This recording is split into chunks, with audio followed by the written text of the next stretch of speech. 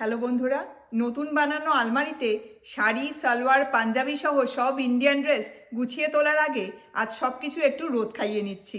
টানা এক সপ্তাহ বৃষ্টি আর কনকনে ঠান্ডার পর আজ একটা রোদ ঝলমলে দিন।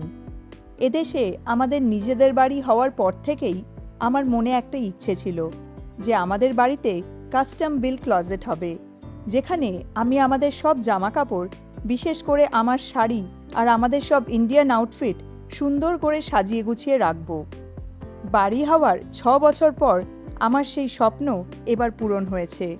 আমরা বাড়িতে কাস্টম ক্লজেট বিল্ড করেছি, তাই নতুন বানানো ক্লজেট বা আলমারি যাই বলো না কেন, তাতে সব শাড়ি, সালোয়ার আর সব ইন্ডিয়ান ওয়্যার গুছিয়ে রাখার আগে আজ সব শাড়ি, পাঞ্জাবি সুটকেস থেকে বের করে রোদে দিচ্ছি।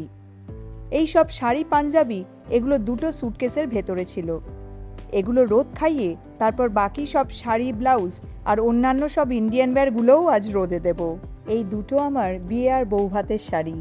আমি শাড়ি পরতে ভীষণ ভালোবাসি, আর এই প্রতিটা শাড়ি আমার কাছে এক একটা ইমোশন।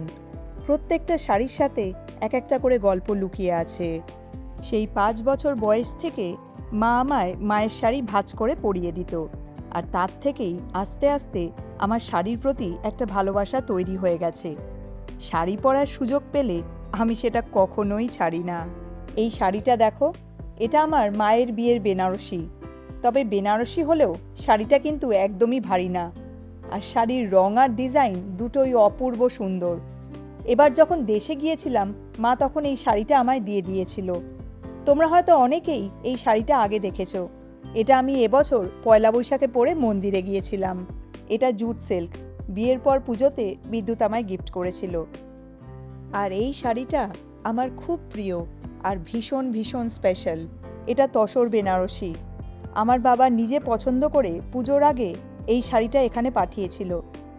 বাবা আজ আর নেই। এটা বাবার থেকে পাওয়া আমার শেষ গিফট। আর এটা আমার প্রথম আসাম সিল্ক। আসাম সিল্ক, আসাম তসর, তারপরে মেখলা, এগুলো আমার ভীষণ পছন্দের শাড়ি। এই প্রতিটা শাড়ি নিয়ে বলতে গেলে হাজার এই ভিডিওটা শেষ হবে না। তার চেয়ে বরং চলো তোমাদেরকে আমাদের নতুন বানানো কাস্টম ক্লজেটটা দেখাই। এই যে আমাদের নতুন বানানো কাস্টম ক্লজেট।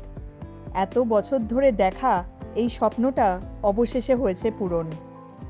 নতুন বানানো এই ক্লজেটে আমার সব শাড়ি আর বাকি সব ইন্ডিয়ান ওয়্যার কীভাবে সাজিয়ে গুছিয়ে রাখলাম, সেই সব কিছু তোমাদের সাথে আপকামিং একটা মোমেন্টসে আমি শেয়ার করব। এখন চলো টাটা, তোমাদের সাথে পরের মোমেন্টসে আবার কথা হচ্ছে। Bye bye.